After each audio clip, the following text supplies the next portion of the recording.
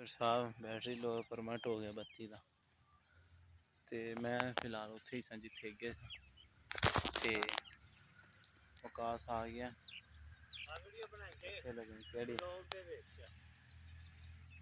की मतलब है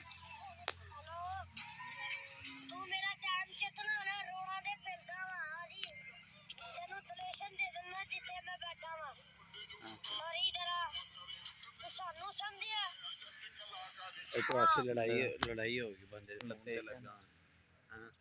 हाँ ठीक है बनाइए व्लॉग जी बनाएंगे व्लॉग मैं भी नहीं बना ले अच्छा इन्हें मगर चलाइए बनावा है किवें आखना वीडियो शूट करन लगे तो वो मैं तेन दसना तो आके फोन बंदे नाल कल लड़ाई हुई सी ते वो बंदे शंदे कट्ठे कर रहा तो मैं भी कर ले सही है तो आख मैं मेरी गल करा मेरा क्या बोलांगा तो